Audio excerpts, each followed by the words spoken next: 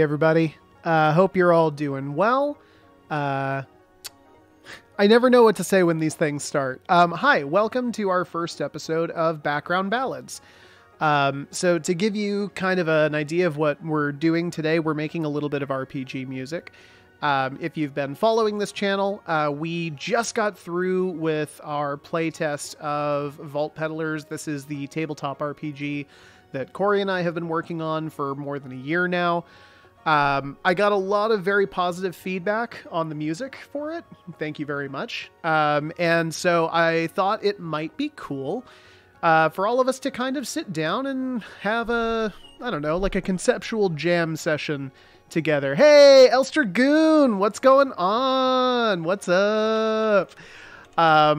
So what we're doing here today is I'm going to be sitting here and just basically composing a song.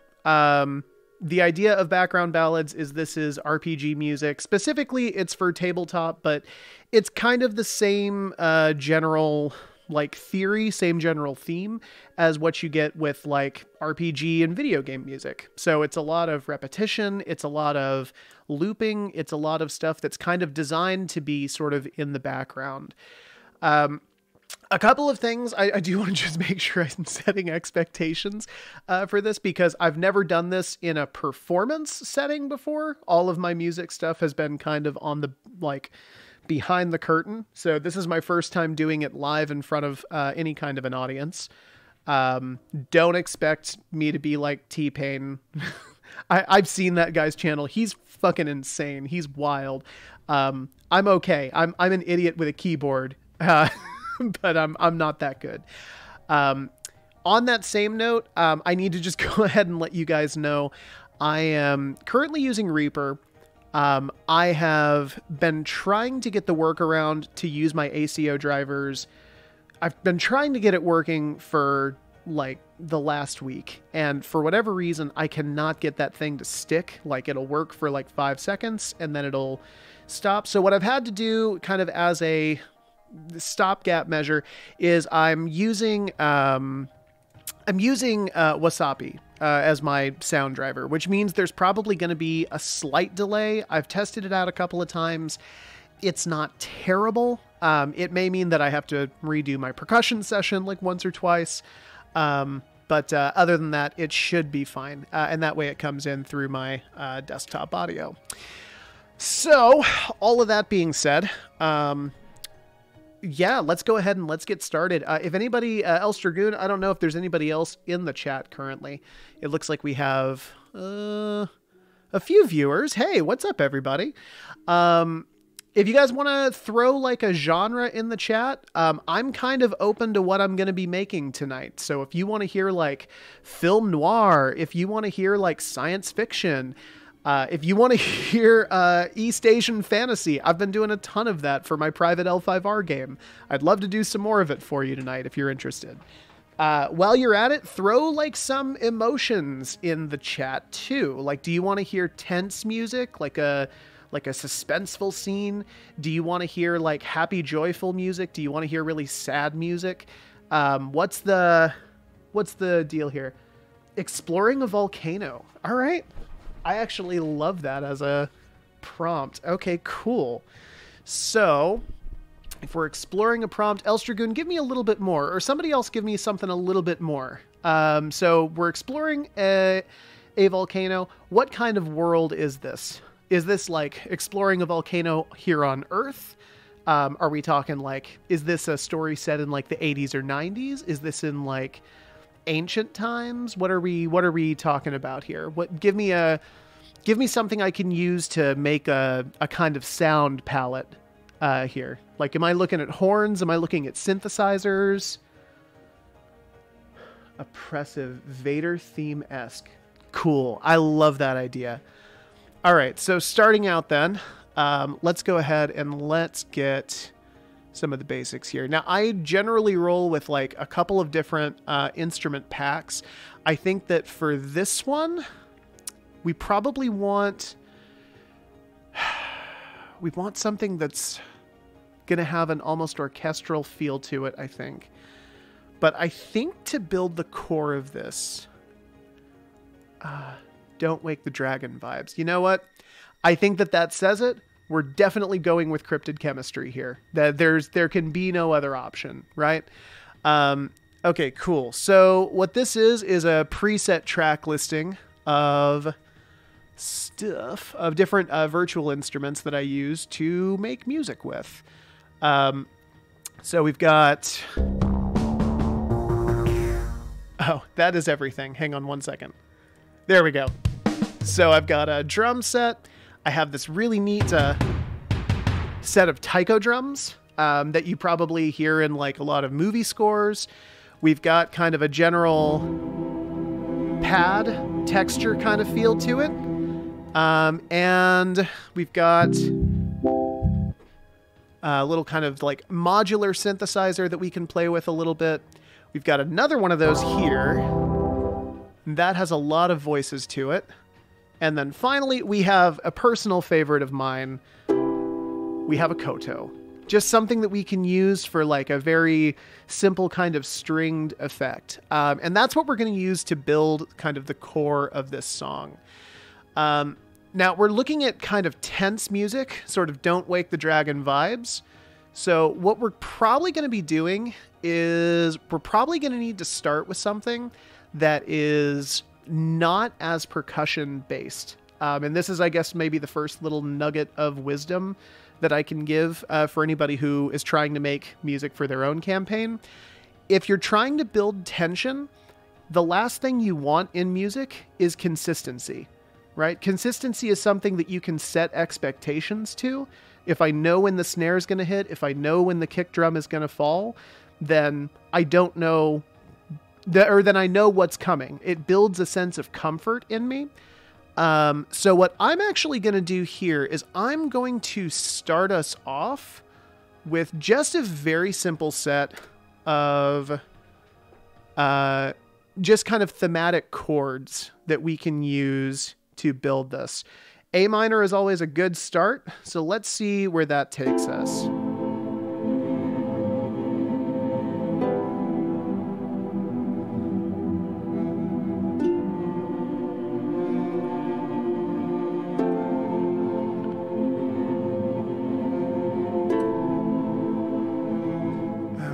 Kind of like that voicing. Don't know if I'm going to keep those chords. One thing I did not do, and this is just a little trick here. So much of, oh, that's what I did. So much of the point of tabletop music is about trying to make your music set into the background, right? I don't want something that's incredibly dynamic for this, because what that's going to do is that's going to take away from the action, right? My players are going to stop role playing and they're going to try and like listen to what's going on. And I don't want that to happen. What this is about, this is all about mood setting. So repetition is your friend, and finding some kind of way to make that repetition somehow still dynamic. So let's... There we go. Now we've got a click here.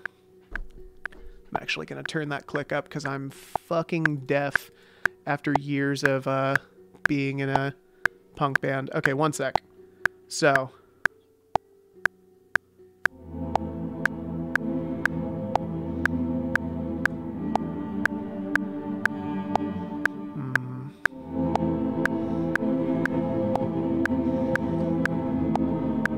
There it is.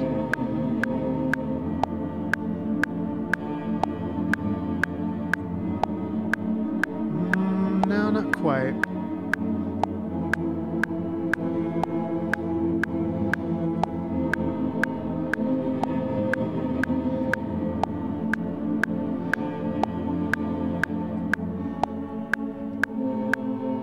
That's the bottom note. Okay, right there. So we're doing...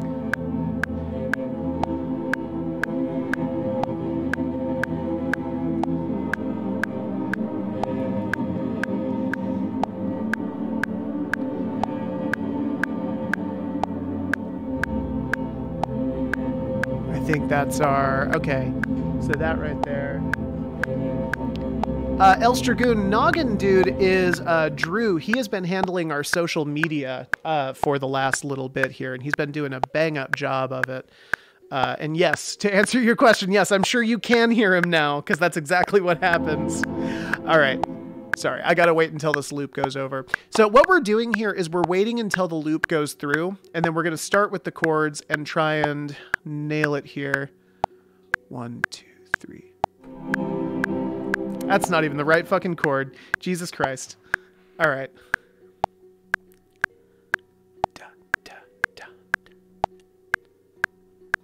1, 2, 3, 4.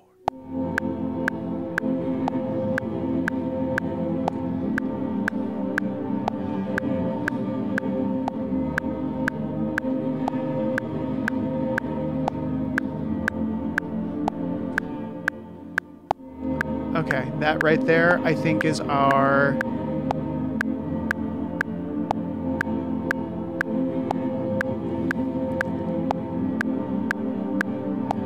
That's what's going on. Okay, I was wondering why this felt off. All right, let's try this again. I didn't have quite enough measures in it. That's what was going on. All right.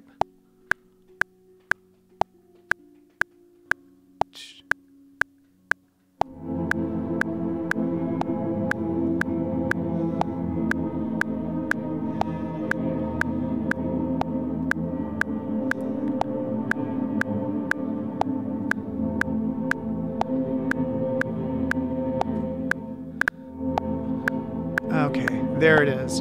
All right, so what we have now, we have... That would be dope.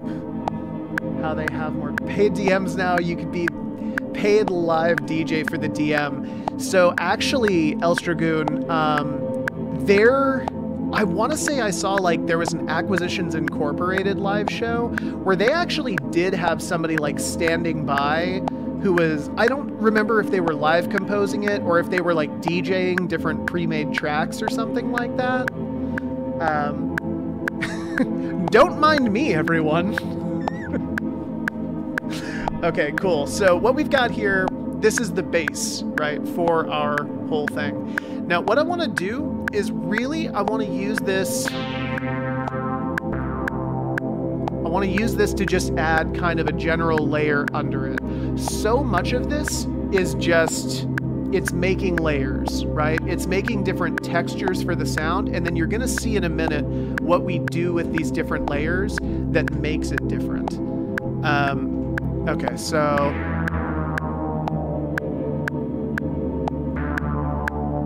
Right, so then we've got that, and then it goes... All right, let's try this.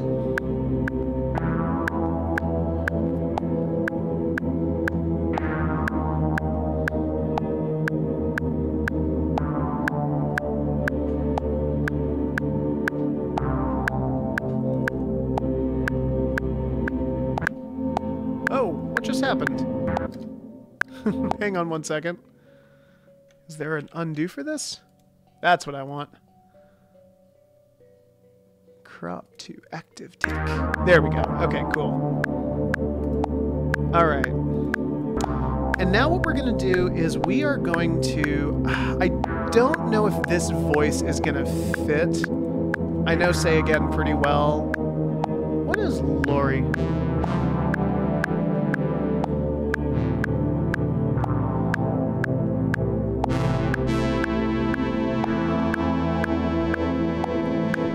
The other thing we also want to do, and we want to make sure that we're doing really well here, we want to try and hit different octaves of sound, right?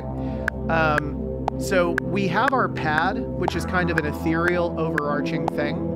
And then what we have is this descending bass line, which is at a lower register. It's at a lower octave.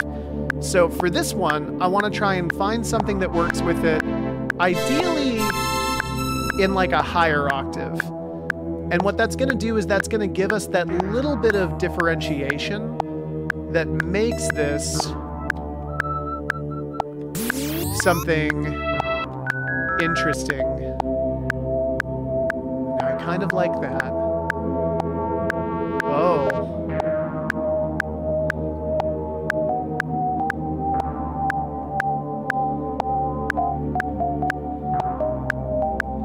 The other thing here is you want to make sure that you're not being super busy with it. Especially when it comes to tense stuff, you want to make sure that there's not a really big pattern to follow. Clean to glide over a bit. Yeah, no, that's exactly it, right?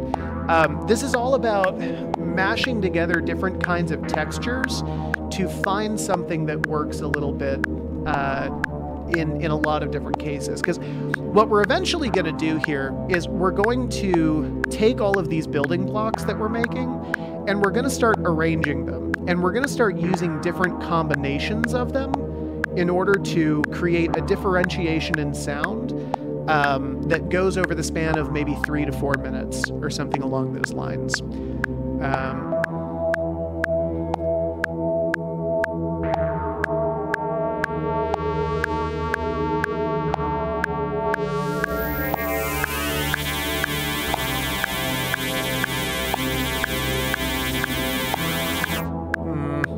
I liked it at the beginning. I don't know if I like that.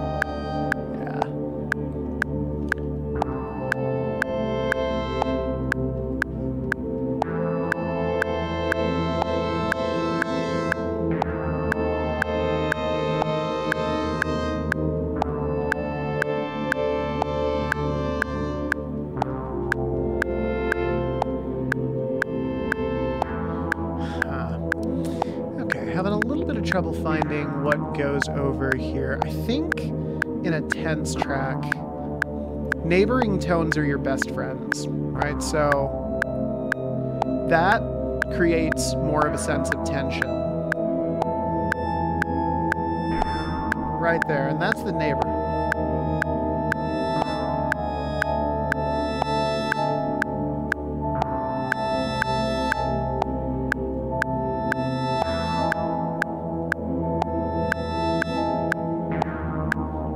Kind of like what I've got here. Hang on.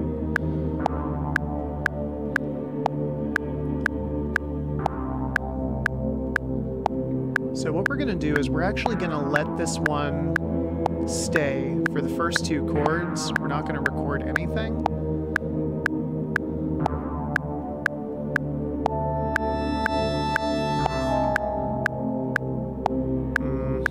I want another pass at that. This is basically an accent mark that we're making on the song.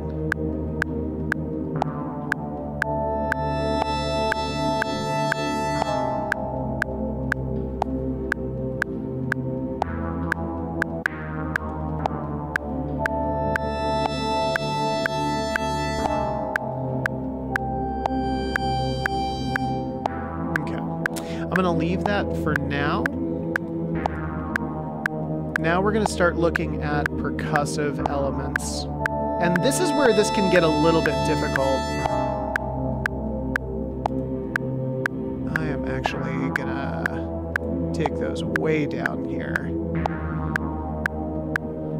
So let's start looking at...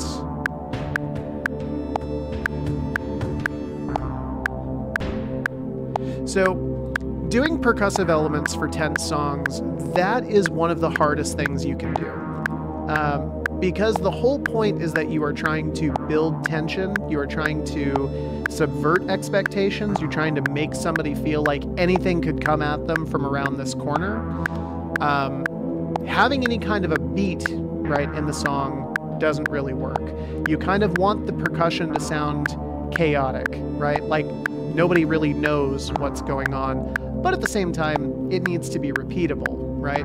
So my technique with this is usually to go sparse and to go with lighter tones. Okay, so let's see what we got here.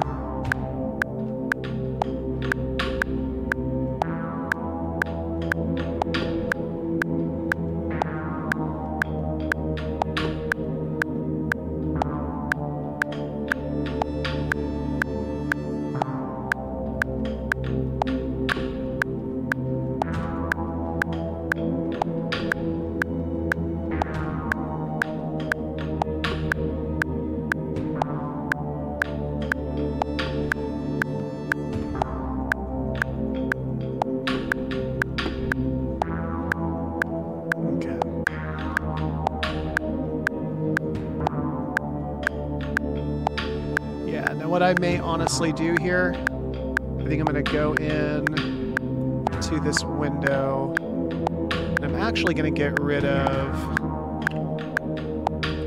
the middle hits here. And we're just going to make it so that the bass kick only has... Oh, adding so many kicks. Okay, there we go. Yeah, pardon me. I know it looks like I'm not doing anything on the stream. I am correcting some MIDI. This was the thing that I was most nervous about, what with the Wasabi stuff, so...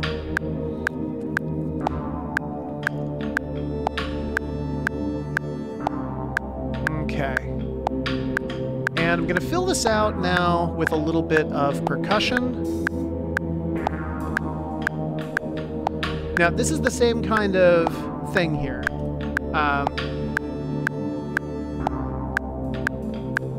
Rock skipping on a cave. Yeah, that's kind of it, right?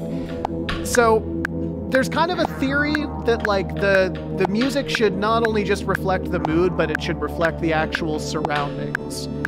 And like what I can see here are a couple of things, right? The sound of like tribal war drums echoing from somewhere within this volcano. It's maybe the sound of just like water droplets coming down, like building off steam off of the heat of this volcano. You want to find ways that evoke not just like the emotional space of where you're taking your players, but you also want to find stuff that mimics the environment itself. And I think this ride is actually going to be it. Hang on.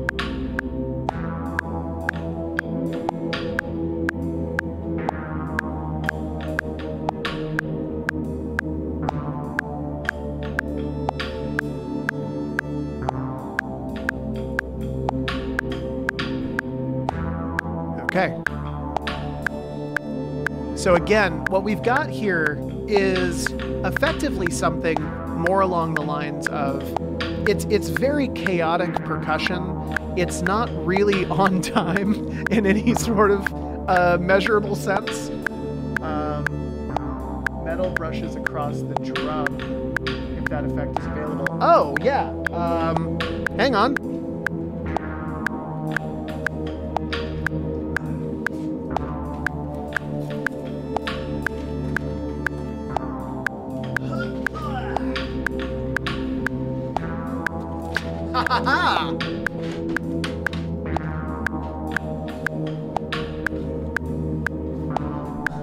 You mean this brush?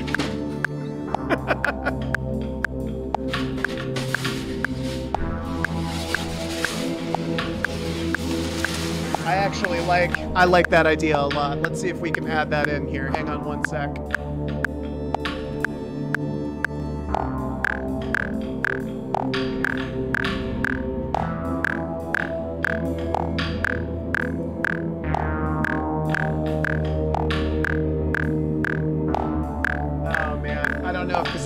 Hang on for me just one sec, y'all.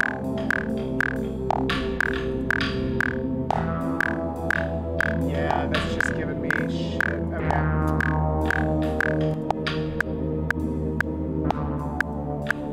Alright. We're gonna lose sound here in just a sec. I'm gonna try something.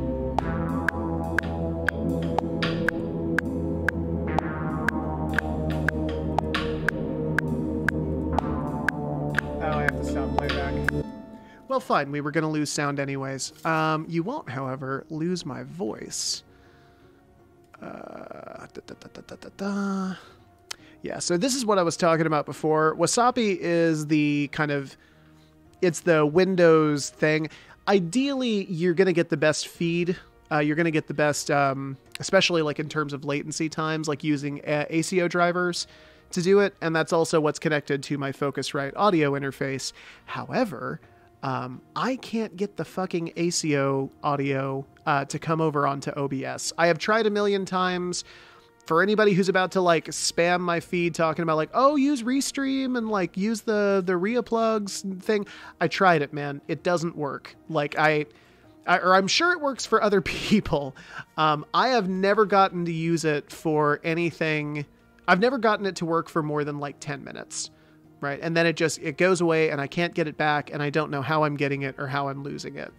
All right. So let's bring this back up now. Ooh, now I've got like a fun little double audio deal in my headphones, and that's always fun. All right, so give me a minute.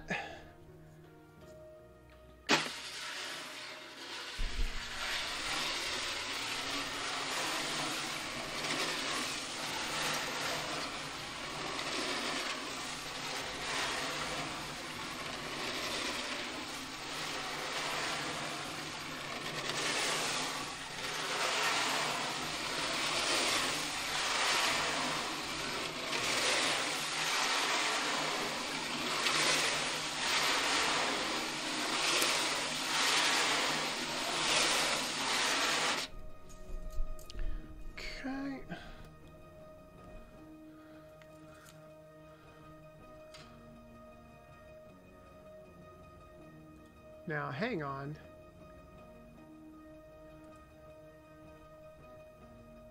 That's not what I asked you to do. All right, give me a minute.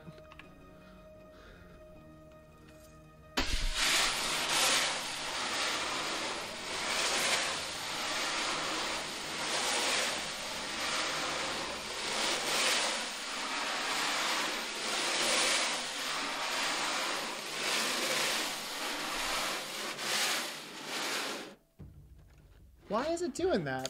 Shit.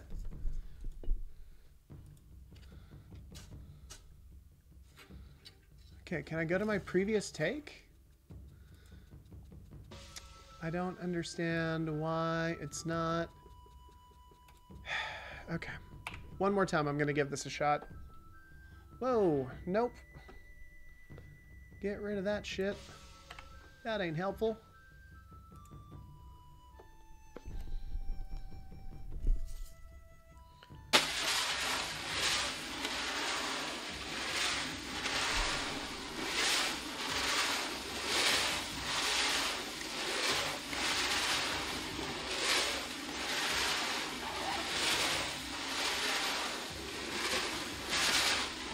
Haha!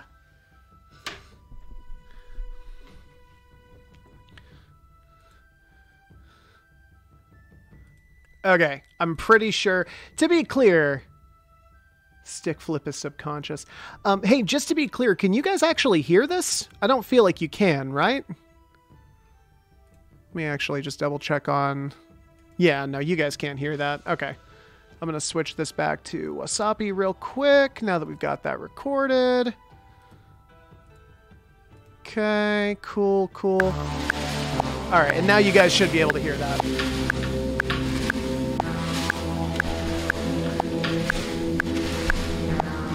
Yeah, okay, that was sort of what I figured. All right, let's get this taken care of here.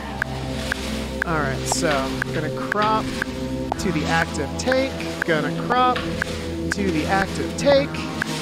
Now we're gonna glue these two together, and now it's all one track. Okay. And I'm gonna bring it down just a little bit so that it doesn't totally overpower what we've got here already. Okay, cool. Sorry for our little detour into ACO land and my constant driver strife. But okay, cool. So we are almost done with our building blocks. What I want to do now is I want to try and find a melody that is really going to work for this koto. Let's get it over here. Koto. And I'm realizing looking at the stream that you guys cannot see what I'm actually doing. So let me just narrate for you. I am making sure I've got the right instrument selected, and then I'm putting a nice healthy amount of reverb on this koto so that you get a sound like this. It's become like my new favorite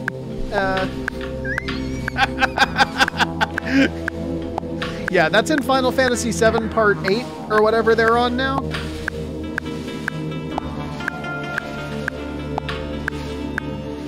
You know what? I just was talking about how much I love this koto, but I think I'm actually gonna ditch it this time around. And we're actually gonna go with another one that I have in mind. Where are those instruments? Da, da, da, da, da, da, da. Instruments, here we go. All right, so instead of world strings, we're gonna go to Ancient Dreams. Pipa tremolo with that reverb on it.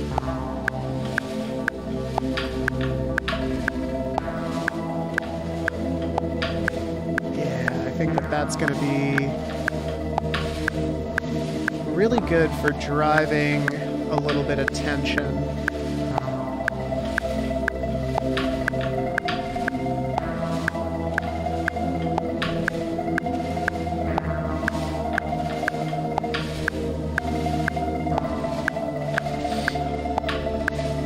That driver strife comment is just, that's too good.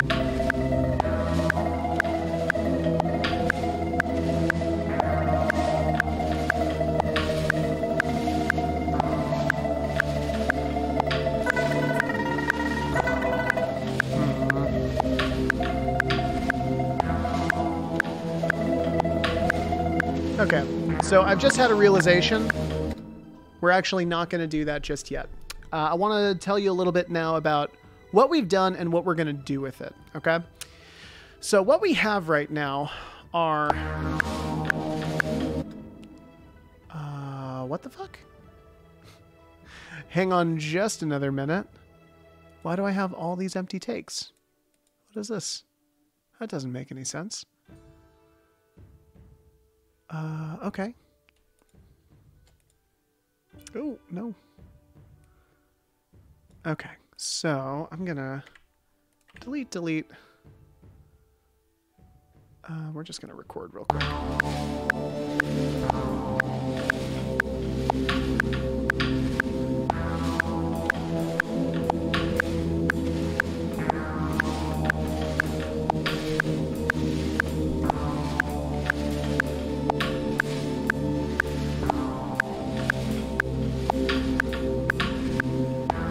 Okay. Now I've at least got an active take to crop to. Yeah, it's always so much fun when you're doing this and you don't have any of these problems when you're doing it behind the scenes, but for some reason it happens all the time when you're not. Okay, so anyways, hi Corey, I did realize that was you. Nice to have you with us.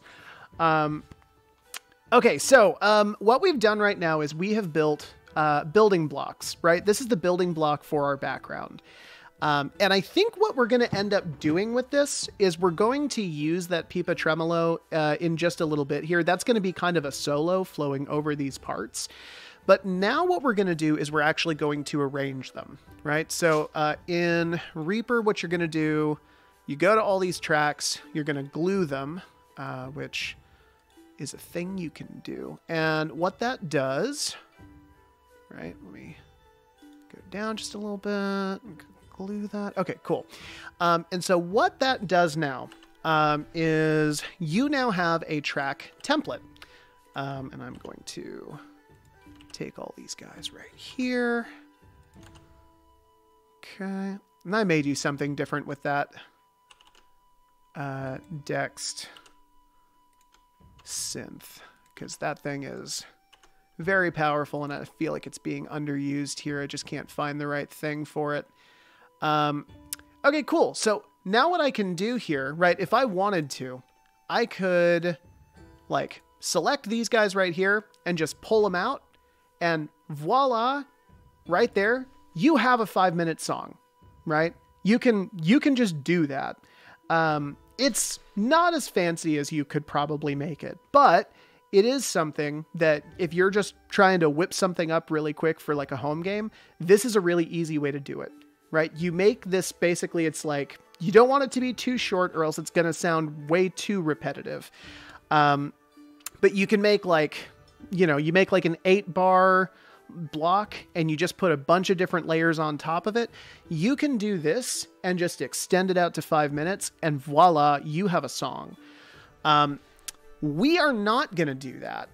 What we're going to do here is we're going to be a little more atmospheric. So I am going to make a point here of waiting to introduce certain things. And I think starting out, what we're going to do is we're going to focus on like 2 of these blocks at a time, right? So this is not going to come in. I think it makes sense that this would come in around the same time here. I'm going to extend this way out. And I kind of like the idea that it's going to come in here and continue. Okay. And so what we have here is effectively this, right? Now imagine you enter into the mouth of the volcano. Around you, there is swirling magma and charred rock. You pass by the skeletal remains of a once great but now fallen warrior who lies defeated behind you. Off in the distance, you can hear a great and terrible sound. The earth beneath you rumbles, and you do not know whether it is a quake of some sort or whether it is some kind of a foul beast below. A raging river falls under you, and you listen, but you do not hear the sound of other people. You only hear the sound of your own breathing that becomes increasingly more labored as you make your way deeper and deeper into this fiery abyss.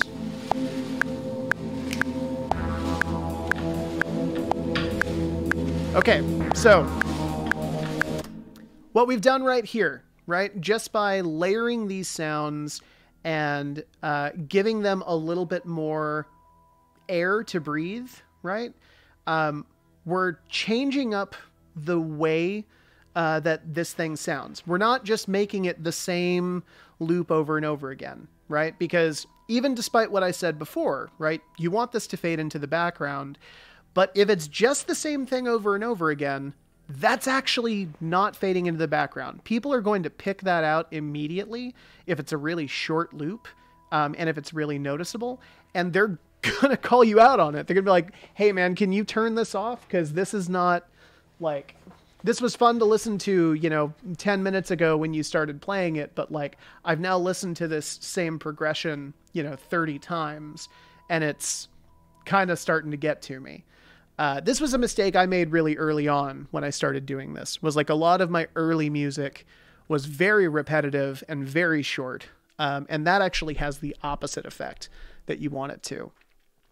But so effectively what we're doing is this, right? We're looking at these tracks and we're trying to find where are kind of potential spots for holes. I'm trying to find areas where I can make unique combinations of the building blocks I've already made. So the easy way to do that, right, is I don't want to use this bass line too much, right? Because the bass line, if there is a pattern to be deciphered in this song, the bass line really points it out. And that is not what I want. So I am going to delete this bit. We'll have 4 refrains of that bass line, and then it's going to drop back into something a little bit more ethereal. And I think a really good way to do that, right, is let's go ahead and actually split off the taiko drums here too. I think we're just going to take out the low end on this entirely, right? So you have this moment where like it's the big reveal, right? And then this thing comes in and it's like this big awe-inspiring moment, right? You've entered into the dungeon. This refrain here is going to set kind of a motif for the area, by the way, that you can now use in other songs. So like one thing that I really love to do is I love to have motifs in my songs. Oh, yeah. Thank you, Els Dragoon. Yeah, this is it without a click. And I think that right there actually is going to keep going. I'm going to split that off. And we're going to make...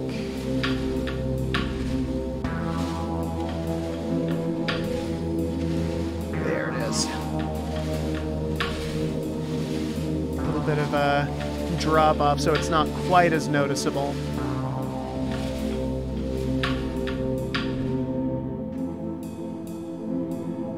And then here we are again. All right. So what we have now is we have a different variation of the same thing that's been going on, right? And the goal here really is just to create as many of these variations as you possibly can, right? Let the song breathe, let it inhale, let it exhale. And this is basically how you get that ebb and flow of a background ballad that sounds kind of like what you want it to sound like, but that also isn't overtly repetitive, and you know, something that'll kind of set off bells and alarms in your players' heads. Okay, and so I think here 1, 2, 3, 4. I'm just gonna obey the laws of. I don't know what laws they are. I'm trying to talk like a music theory person, and I'm not. Give me 1 minute. Okay, and so then we're going to bring these guys back. And I think what might be cool here is I'm actually going to take out this guy. And we're going to see what happens to this without the, without those kind of, what's the word? Ambient sort of chords over it. So it's going to sound something like this. I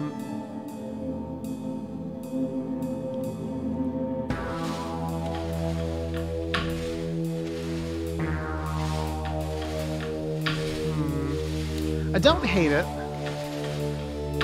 Do you think that that bass line really communicates more than I want it to communicate? But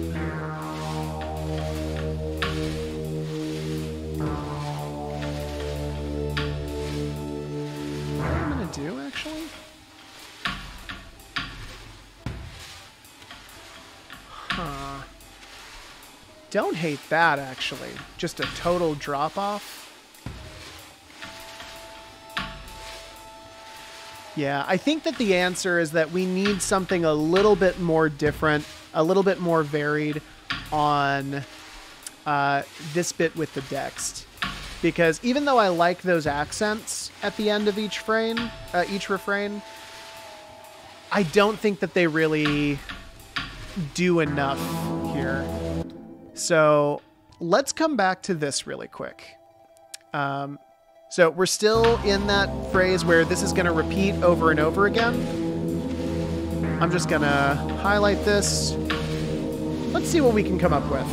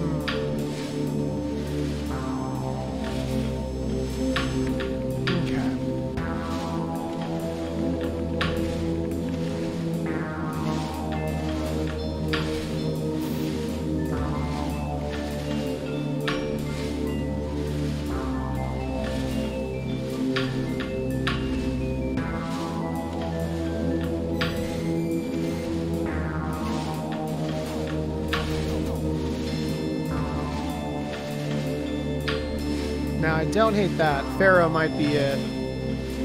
That might just be me liking Pharaoh as a general moniker.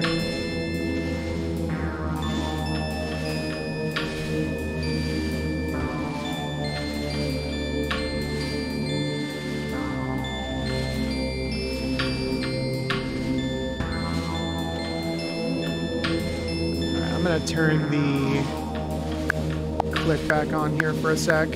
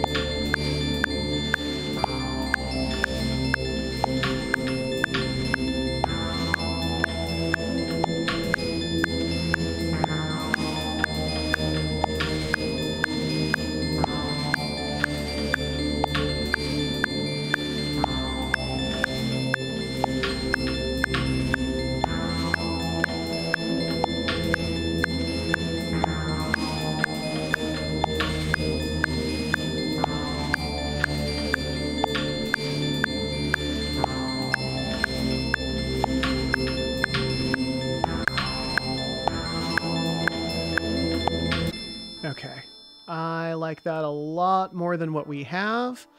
So hang on for me 1 second. Because of that delay that I was talking about before, that is still going to be off. So 1, 2, 3, 4, 1, 2, 3, 4. So that is in quarter notes. All right, I have terrible luck using the Quantize on Reaper. Yeah, that right there is already it. Tell you what though, let's hear what it's.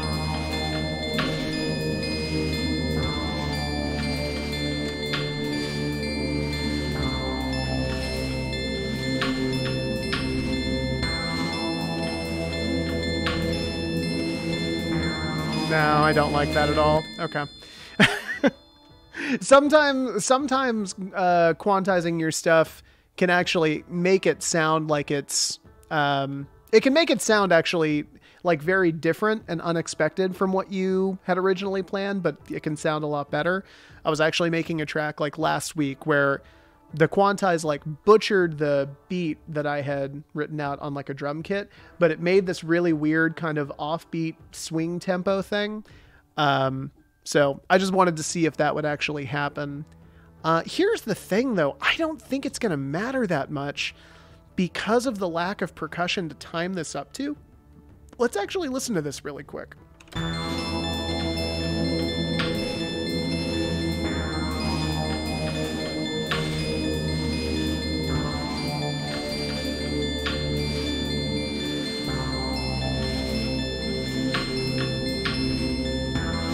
Okay, so I can't decide whether I like this or whether I hate it. Oh my goodness, what is going on? Don't do that, please.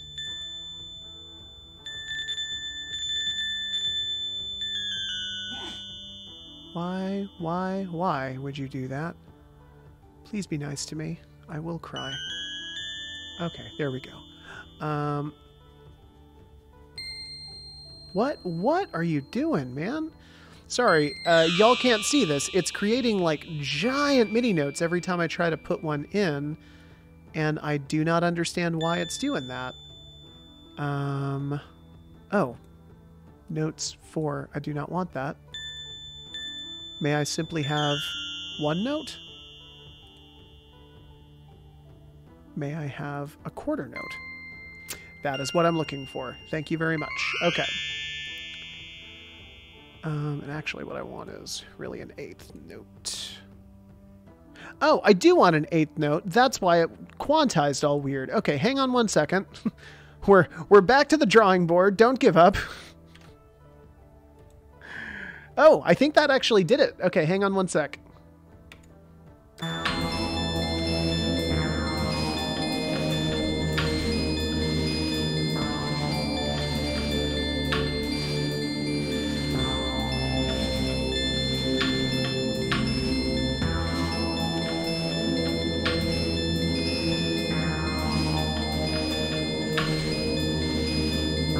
Yeah, yeah, I used Quantize correctly. You see, kids, great things can happen if you believe in yourself. If you go to college and waste away and ruin your life getting a philosophy minor, history major, you too can one day use Quantize correctly on Reaper. Okay, cool. I'm going to get rid of all of this, and we are going to bring this in now instead. And I think, based on what we had before, oh, I didn't glue this. Yeah, that is another thing. Make sure you're gluing your stuff, because if you don't, you're going to have wonky length tracks. Nobody wants that. Okay. Cool. So now let's go back to this deal here. We introduced the concept of the river, right? And now it's like, you know, your party senses a great presence and they look up and they're in the presence of the gates of Khazad-dûm. And then here we are, right? So now we have something that's a little bit more workable than what we previously had in the song.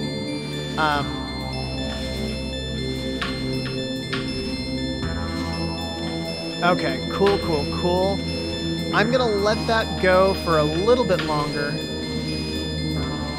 And I think when this thing drops off, we're going to leave it. And we're going to bring it back here. Yeah, that's exactly what I want right there. Right, so we have this place where we've gone through the just kind of open-ended percussion and pads.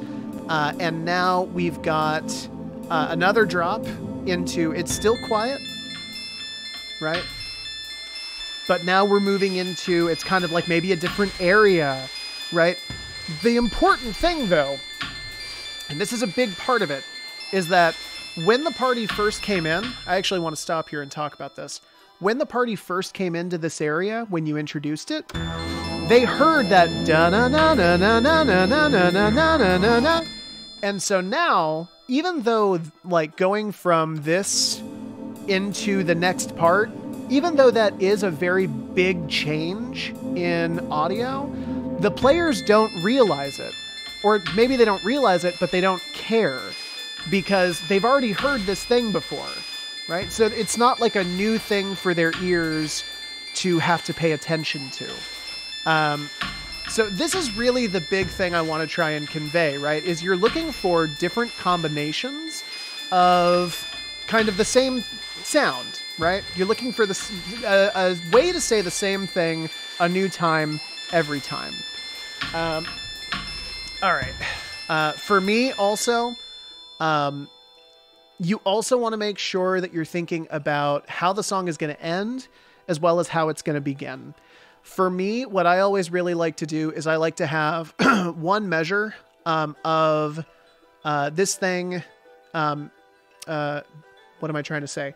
You want to start and end the song the same way, especially if you're doing this for tabletop stuff.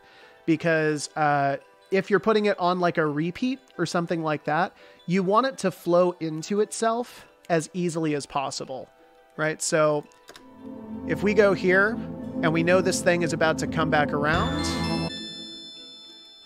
then I want that repetition to be seamless. I want it to just be something that can play over and over again. And it doesn't strike the players as odd. It doesn't strike the players as weird. Okay, cool. And I think actually on that note, I am going to bring this up by one measure. Okay, I think I'm going to bring this up. Yeah, I like that a lot. Okay, cool.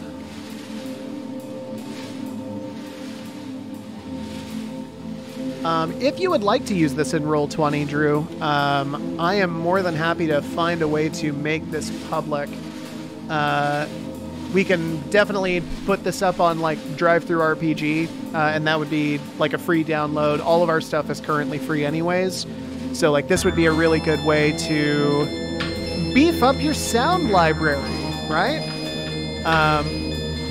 Okay, cool. So I think that what we have now is we have a really good basis for a track.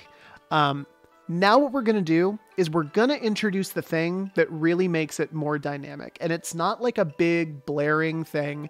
It's actually just this little guy.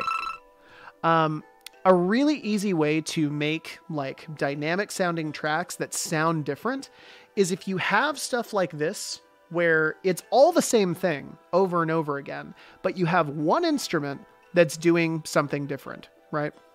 And for an example of this in like popular music, think about like the blues, right?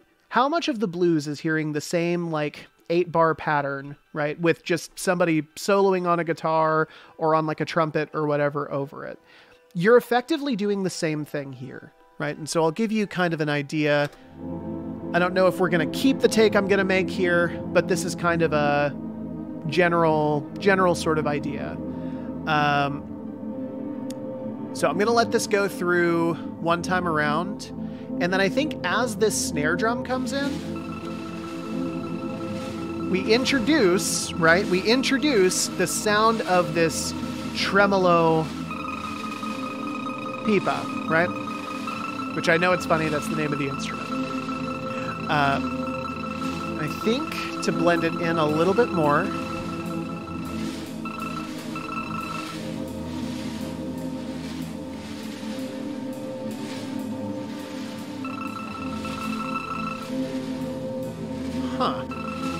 there it is. That's what I was waiting for. Okay.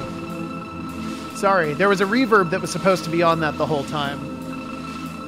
I am still going to bring it down just a little bit. But see, now what I can do... It's disappeared behind that music for now, and that's fine, because this is like the big introduction scene.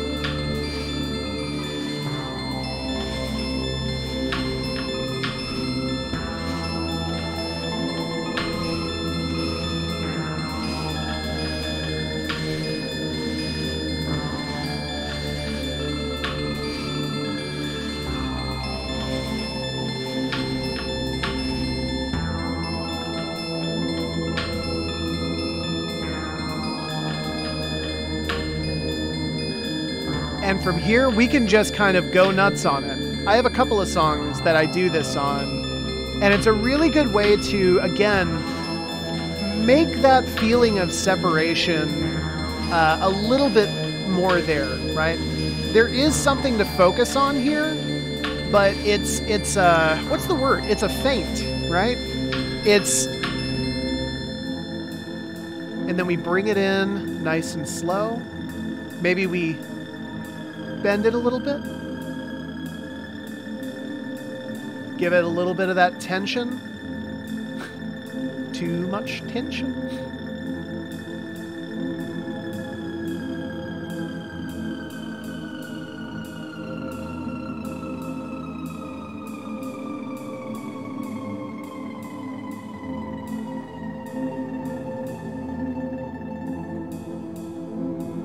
And then I'm just gonna let it go for a couple of bars, right? We'll bring it back in a minute. But this is like another layer of kind of differentiation that you can add to the track to just make it something that is different, something that's a little bit unique. Yeah, no, Drew, we need to, we will definitely post this because I'm actually kind of liking the way that this is going. Hey, somebody in the chat, give me the title. What's this song? What are we going to market this song as? How is that going to work? Huh.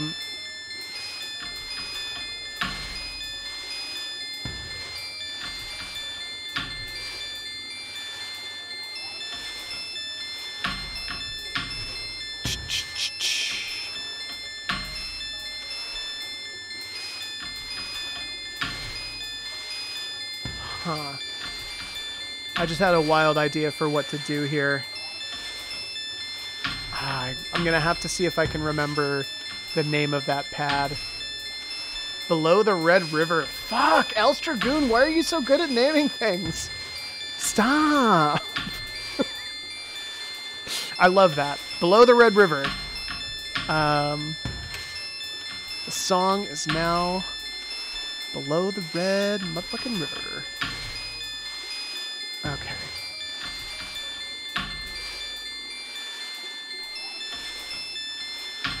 And then we're going to bring it all in.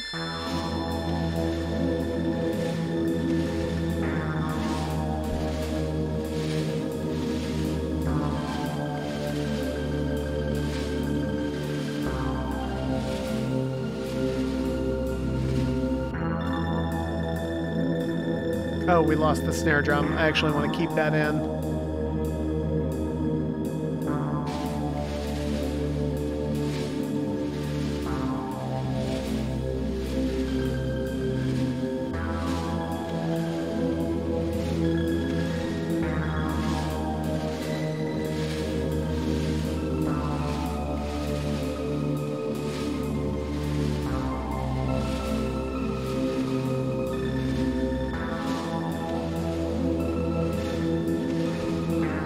Drew, for real, is that not like...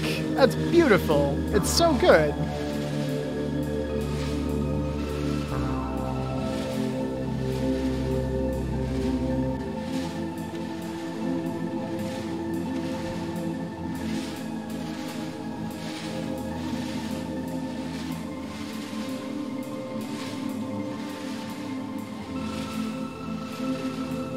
Okay, and so now we're getting to kind of the end of the song.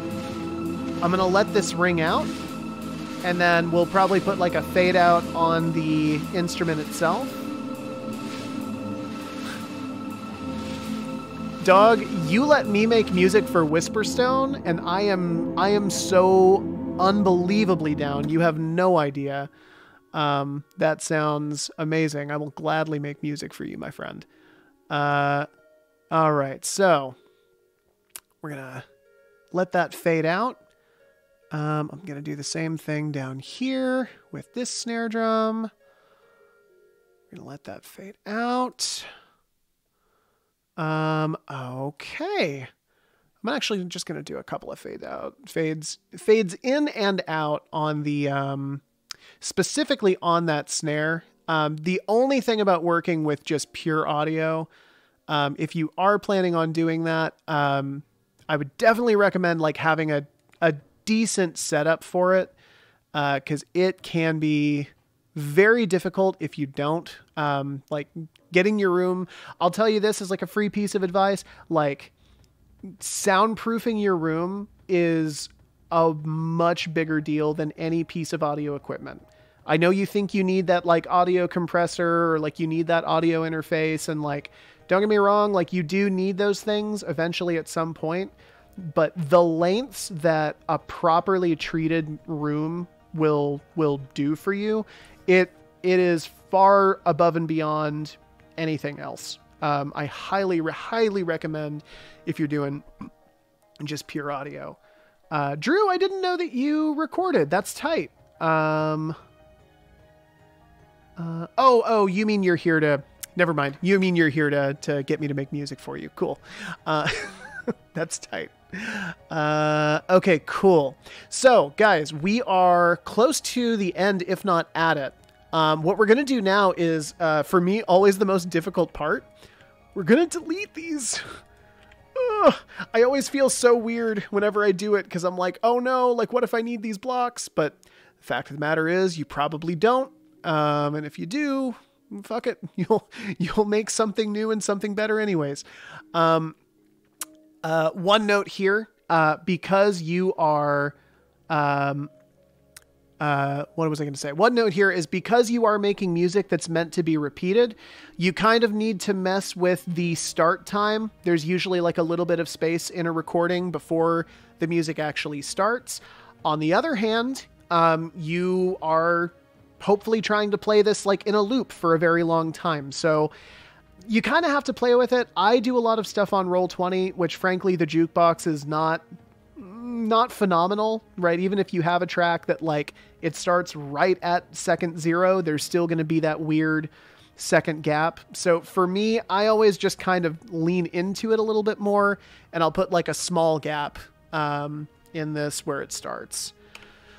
But that being said, everybody, I'd like you to formally meet our new song, Below the Red River.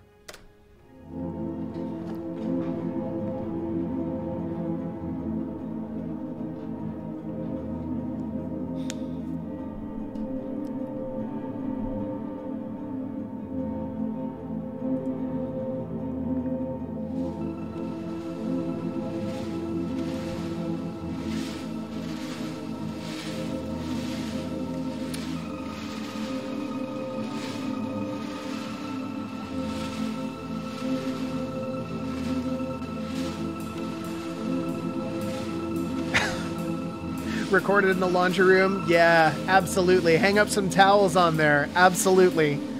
You can take your mattress and just put it up against the wall. No, if anybody's looking for advice on that, Recording Revolution YouTube channel and Sound Spectre Studios both have really great tutorials on like using audio equipment, setting up your room properly. Highly recommend both of those. Again, that's Recording Revolution and Sound Spectre Studios. Both are phenomenal channels at what they do.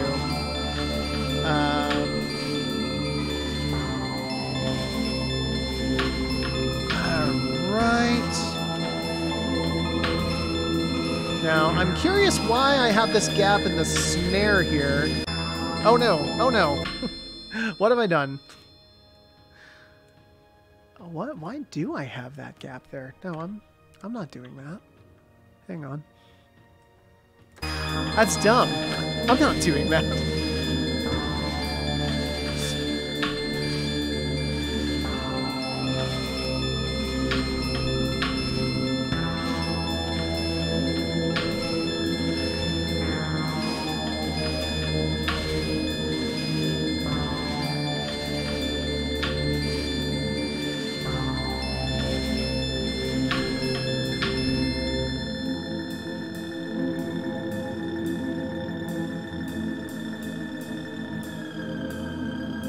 Oh, yeah. That even caught me off guard. I was like, oh shit, why is it doing that? I was like, oh yeah, I played with the modulation wheel. The good news is it had the desired effect, because I didn't remember I did it. And I was like, oh no, what's going on here?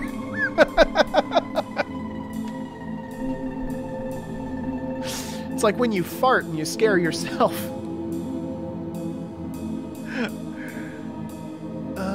Let's see here.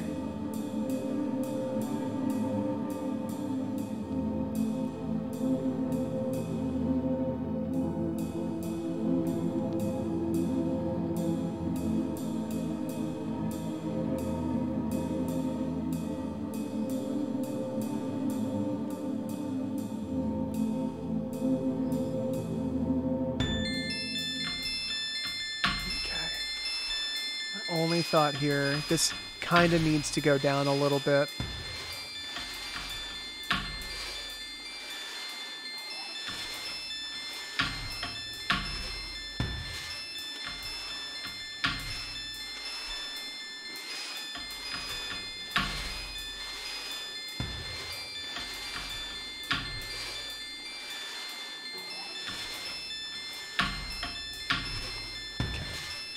So this is important.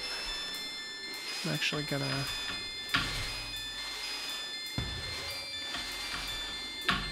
So what I'm doing right now is I am messing with the volume envelope for this thing.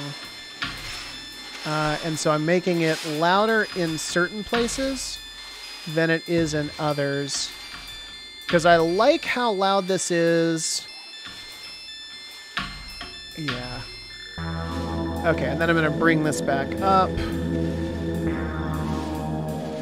Here. Yeah, okay, cool.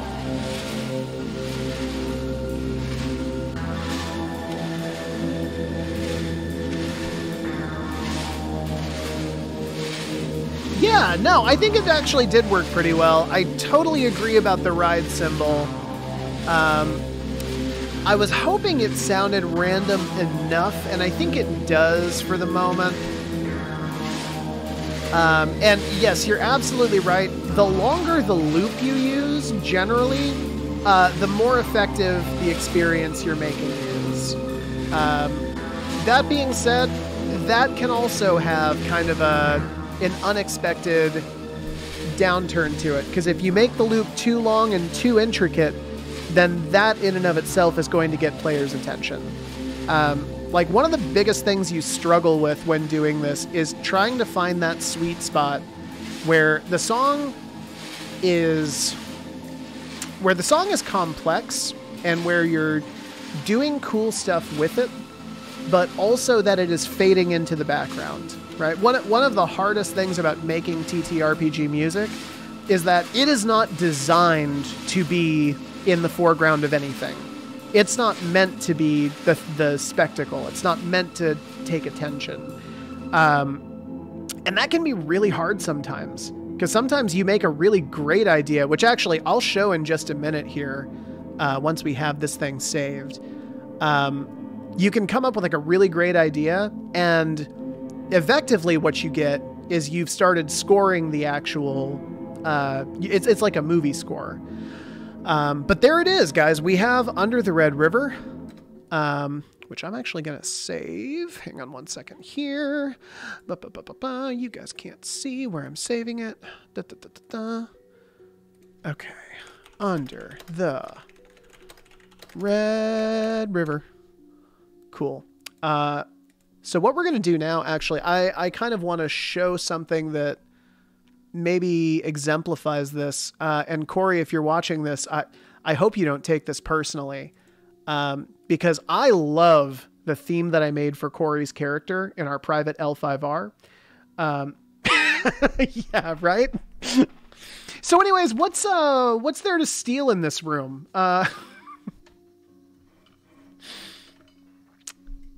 Okay, cool. So what we're looking at here is a character theme that I made for our dear co-host Corey, who is taking a night to himself.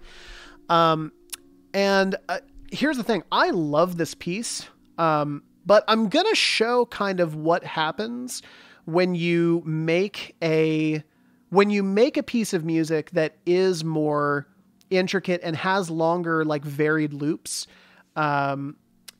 Is it mild theme? Oh shit, it's Adam. No, this is actually, I can show, Adam, your old theme as well. This is not something shitty Corey did. This is something shitty that I did for Corey. It's not even shitty. That's not true either. Stop putting words in my mouth.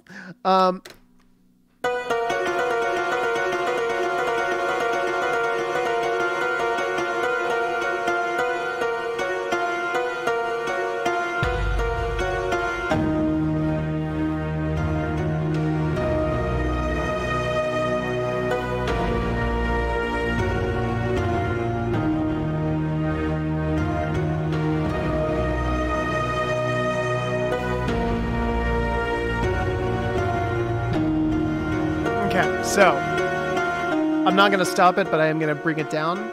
So that was the main theme, right? Da da da da da da da da da. And now we have this bit, which is a variation on it. Dun dun dun dun dun dun dun dun dun dun dun dun dun dun dun dun dun. So we have two main themes right now, right? And we are getting into my favorite bit in this whole fucking song. Hang on one second. Ready?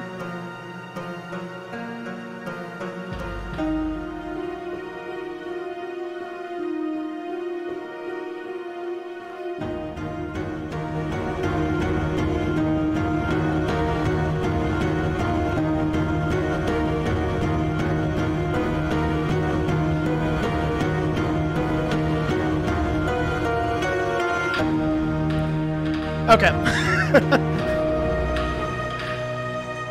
Sorry, I legitimately love that part in this song. It's like one of my favorite things that I've ever made. Fucking orchestral music with a drop. Fuck yeah. Alright, so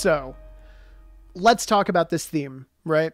It first and foremost, I don't want to take anything away from Corey here. It is a beautiful song.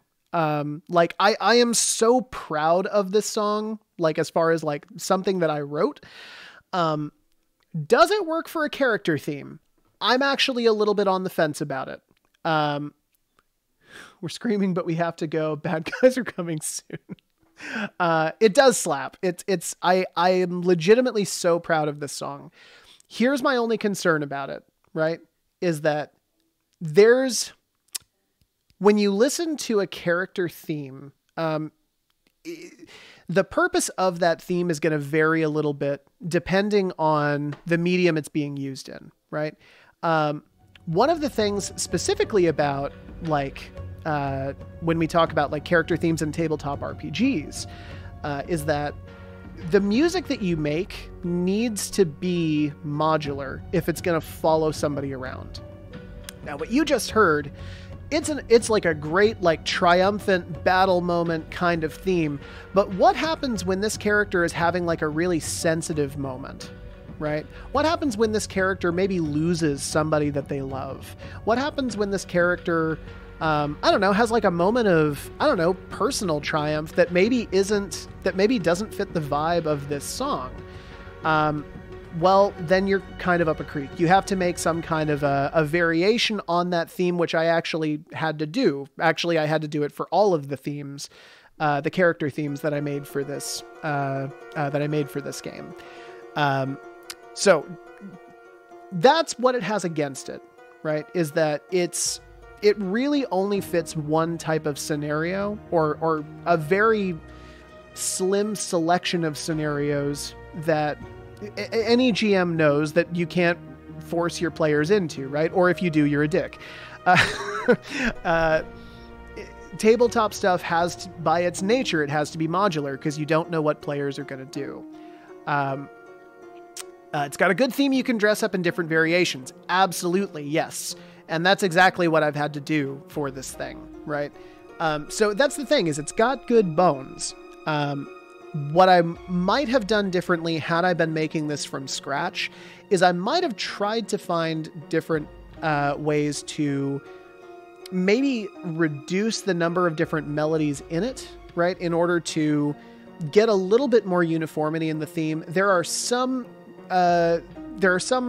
melodies in there that you only hear once, right? Like da-na-na-na, da-na-na-na, da-na-na-na-na-na. And that probably could have done just as well with some kind of a return to an existing theme with a variation on that theme.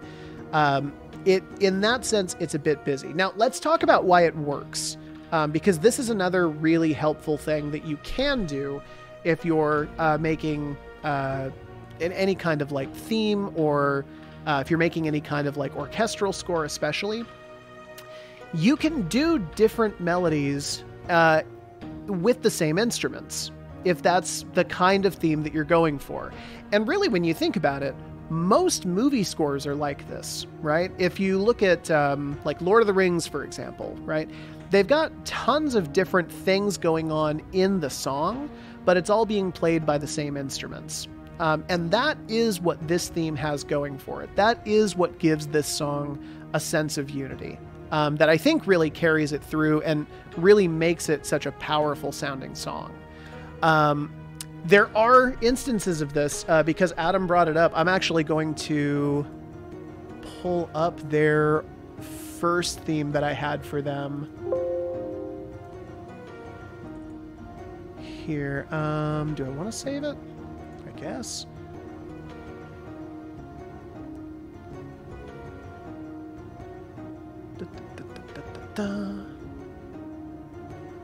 Sorry, it's just taking a second to load up here.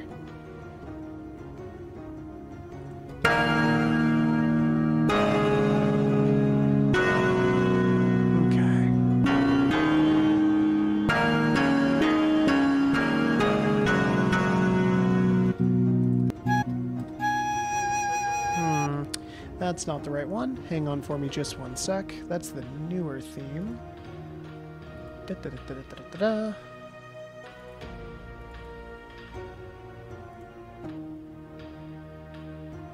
see here.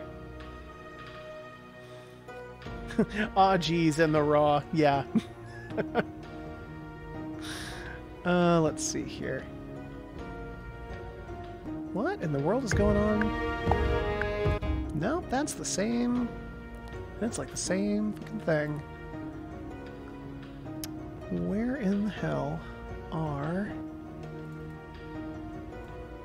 your things? I was actually listening to it just the other day.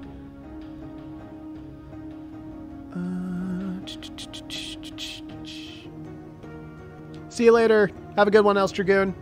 Huh.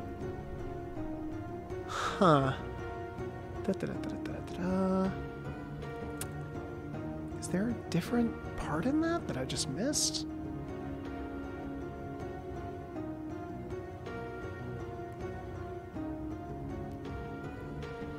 Yeah, no, it did sound like it, didn't it? Oh, hang on a second. I think I know what's going on here. Yeah, okay, no, this is it. Here we go.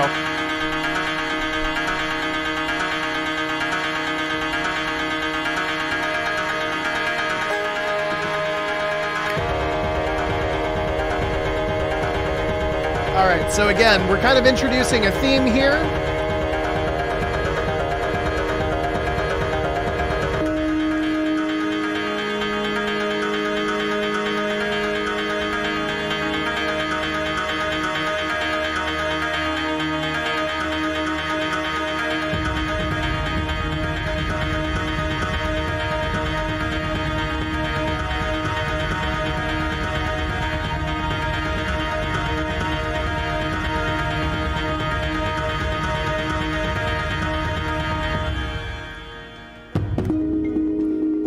Adam, I know, right? I think I'm gonna rip parts of this one, and I think it's gonna make its way into the combat section on Fractured Fortunes.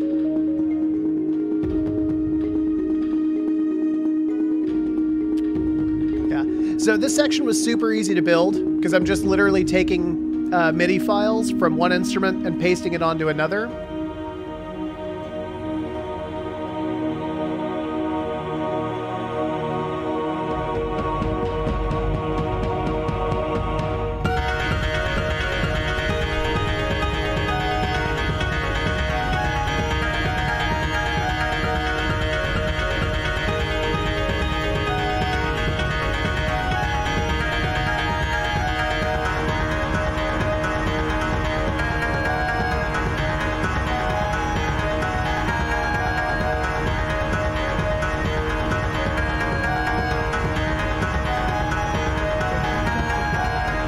Alright, so now we're going to get to the part why this song doesn't work as well.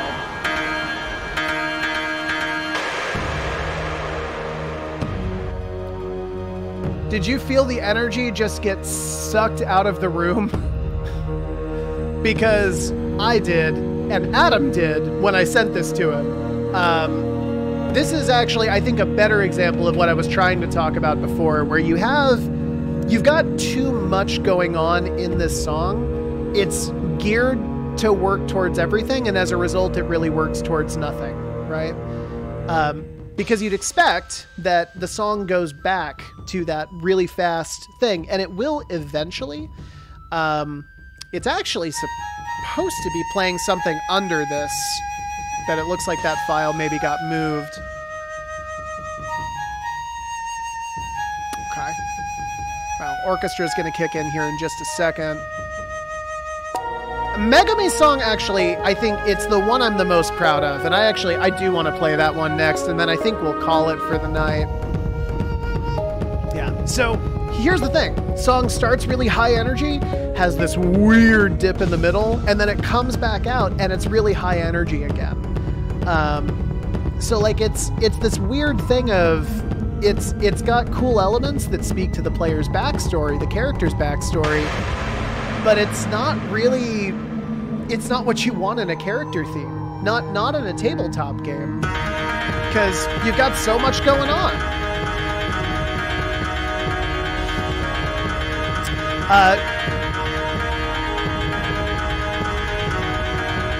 Absolutely.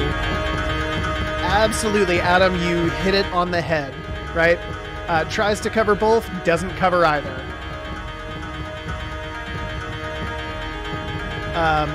Drew, to answer your question, these specific songs are not yet available, but they will be when Fractured Fortunes Volume 2 comes out, which should be sometime in, like, I'm hoping the next month is when I'll have all of these tracks and their variations compiled. But the idea for Fractured Fortunes Volume 2 is I'm calling it Building Character, and the idea is going to be, here's like a main theme, here's like a happy variation, a sad variation, for like 3 different characters. And I'm showing you the main themes of all of those now. So no, they are not available yet. They will be available very soon. Okay, cool. So that's Hirota's theme, or it was Hirota's first theme. I actually wanted to Megumi's, because I gotta tell you, Megumi's does have a lot of that variation to it. That I was just talking about how I don't generally like it, but it's brief enough that I think it actually works really well. Whoa, what did I just do? Oh, that's right. This track is super weird. Okay. Yeah. So this character is like she's a horse girl on Rumspringa. My only note on this one is I think I made it a little too aggressive. And I don't know in hindsight if that really fits her character, but it's kind of whatever, right?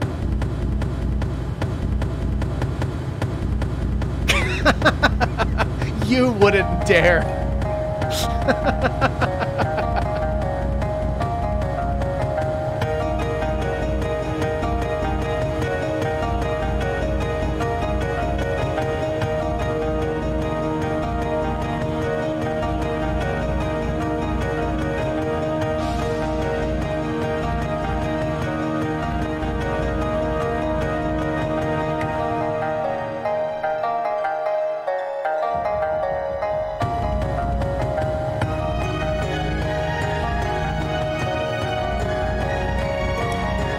I mean, so she does dominate the battlefield, yeah, but she's like, her whole thing is that she's like a pacifist, right? So I don't know, I'm kind of torn a lot of the time on what to do with it, but I don't know, that is the complexity of Shayna's character.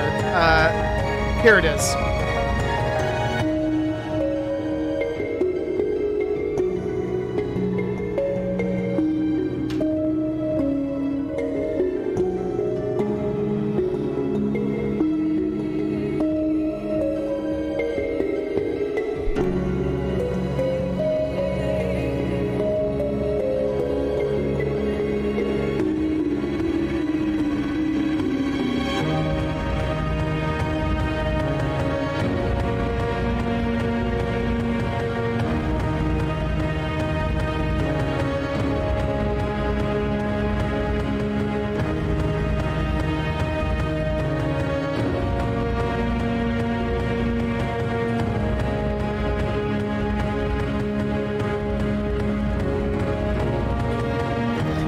A little bit, right? It's kind of got the Elder Scrolls vibe to it for sure. I can totally see why you'd say that.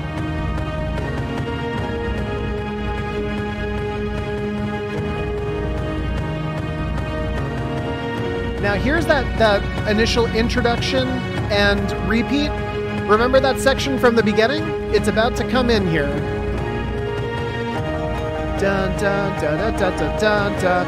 And it's going now under those big, long, sweeping violin bows. And that's one of the things I think it's one of the things that brings this theme really together. It's one of the things that I think really makes it work. That the other ones are, I don't know if they hit it quite as well as I hit it here.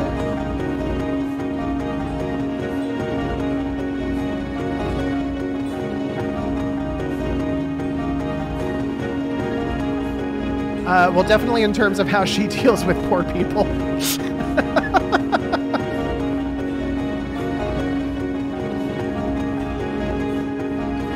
I forgot about this. This actually is like the best one I've ever written.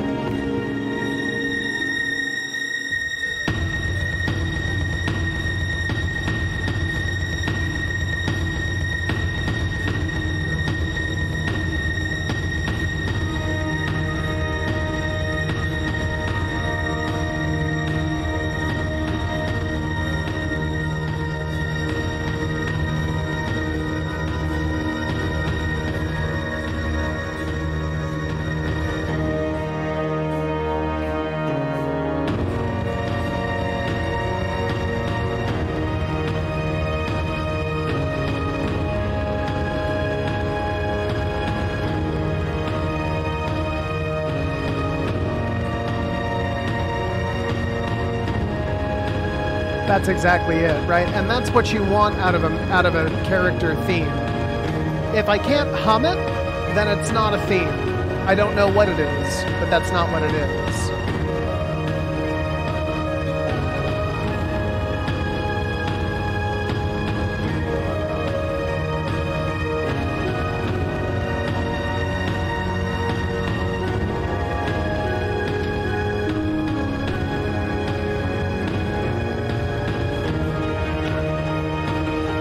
And then again, we have that return to da da da da da da da.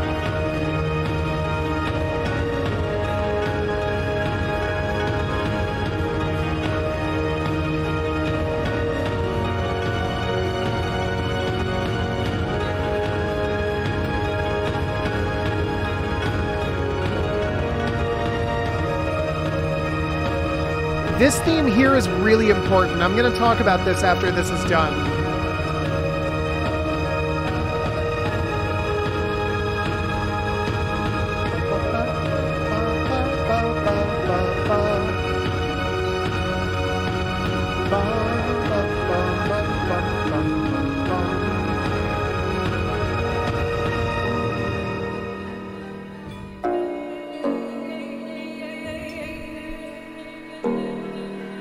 All right.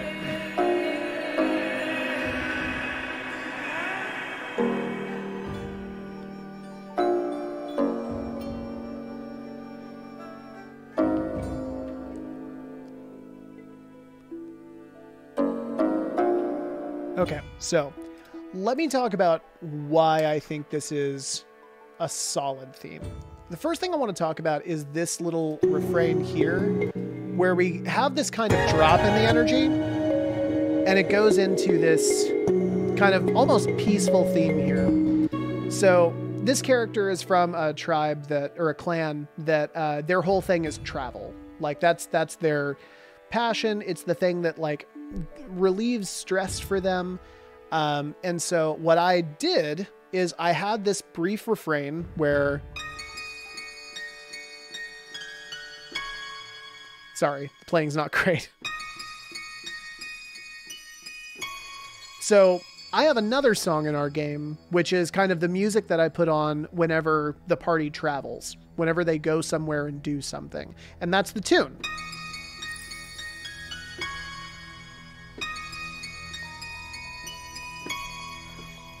So I found this way to put this in here, and I'm particularly proud of how I did this. So you've got the theme, right? But on top of that, you have this point where you get this strange voice, right? You get this weird voice that comes in like at the very end of it. I'm not spoiling anything by saying this because it's already come out in the game. This character is searching for their missing niece, right? And so I have this woman's voice that comes in, and as soon as I do, that travel collapses on itself. And you turn into this chromatic scale that kind of downturns and goes down. And it's this week, how Taylor conditioned his players. Yes, you're absolutely correct. That's exactly what I did. It was very clever, and I stole it from Pixar. But no, like this is how that drive is represented, right? Because for this character, travel is like their whole thing. Travel is what gives them peace. But there's a conflict in that piece because they know that right now traveling means trying to find this missing person who is very important to them. And that's the source of a lot of strife for them. So what I like about this is that it really feels like it captures that conflict. Whereas, I don't know, I don't hear that as much. And then I bring it back again here at the end. You can hear it. Dun, dun, dun, dun, dun, dun, dun, dun, dun, dun. I'm playing that theme again, but this time it's presented in this triumphant, like, overcoming sort of... There's a giddiness to it almost. In addition to that, all of the beats in this song are fucking based on horse, like horse beats, like a gallop, a canter, a trot. So you've got these little things in the theme that I think this one came out the best for what I was trying to do. Like, all of the themes that I did have these different things about them that I think are like exceptional over the others. I think this one came out the most professional sounding. I think that this one also captures the character really well. I think that Sabata's was the first one I wrote. It was the first one I wrote because it was the clearest picture of a character I've ever had.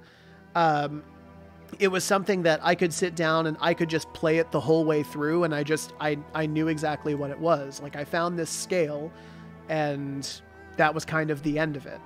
I think that I'm actually maybe most proud of Hirota's theme, despite it being the most simple, because it was such a lot of work and it was getting to know this character that I realized after giving the first draft in that I didn't actually know that well. But no, before I leave, I want to talk a little bit about this comment for Corey. How Taylor conditioned his players. Yeah, dog, you're absolutely right. Like, I'm not actually going to shy away from that at all. So this is something that I picked up from Pixar, of all fucking places. And it's the reason why I've become such a big, what's the word? A big proponent of doing these like custom soundtracks for your players. It's a powerful tool to set a mood and to set a tone. It's a powerful tool to kind of drive expectations of what's about to happen. It's something where it's like classic conditioning in animals. Where if something sad happens and you play a sad song, people associate that song with that memory. And then later, when you maybe want something to be sad, you can play that song again. And it's like automatically like this very sad thing. And for an example of that, I'm going to trigger both Corey and Adam with one more song. There it is.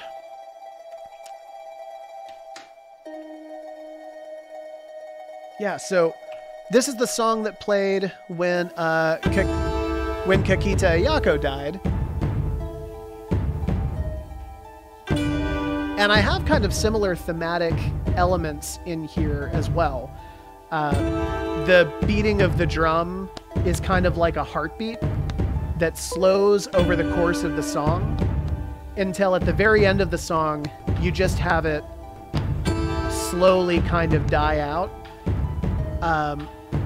You also have this refrain that hasn't happened in the song yet, that will happen later on. Corey, right? I can MK Ultra you into crying now.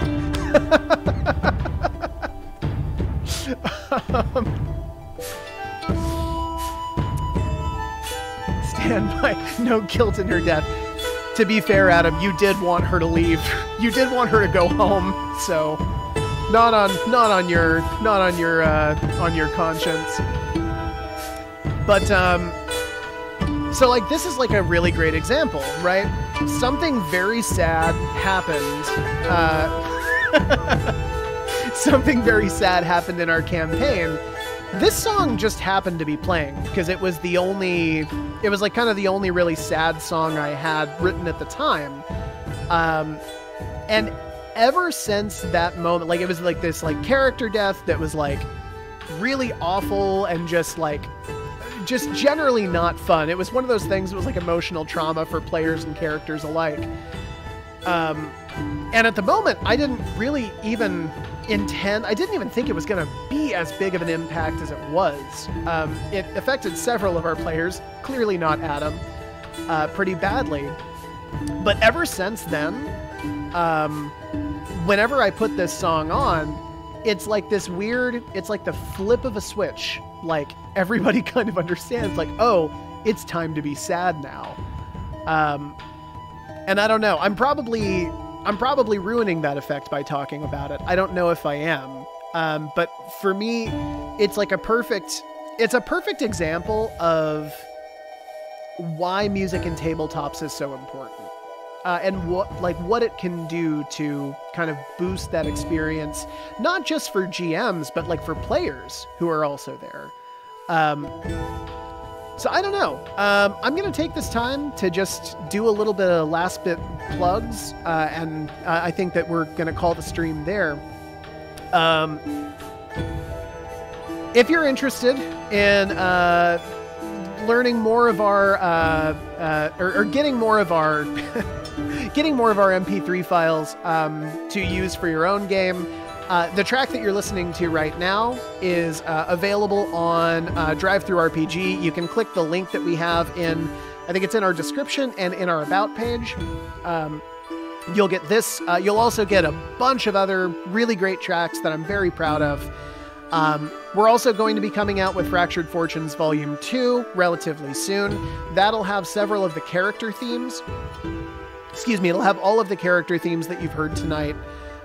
In addition to a couple of other like little goodies to kind of expand that soundtrack. The other thing I want to let you know about is that we also have kind of a fun soundtrack that's coming down the line that's going to be a little bit less in like this kind of East Asian tradition.